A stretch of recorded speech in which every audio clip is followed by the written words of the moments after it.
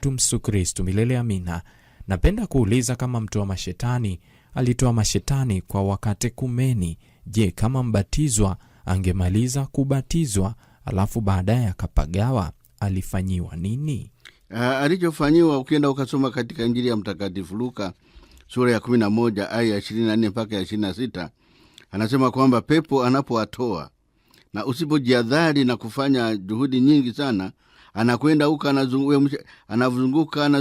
anazunguka, anaona kwa kweli haiwezekani, anakwenda anatafuta mashetani mengine 7 mabaya zaidi kuliko yeye.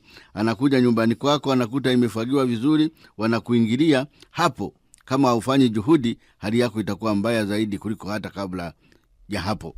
Hivyo ndio sababu nasema kwamba hata ukishabatizwa usidhanie kwamba mambo yamekwisha. Ndio sababu nakataa ile kitu cha nimeokoka. Haujaokoka. Lazima kila wakati tufanye nguvu, tufanye bidii kumshika Mwenyezi Mungu. Ukijidhania kwamba umeokoka, ukajiachia nimeokoka, yanakuja yale 7, hali yako inakuwa mbaya zaidi kuliko mwanzo.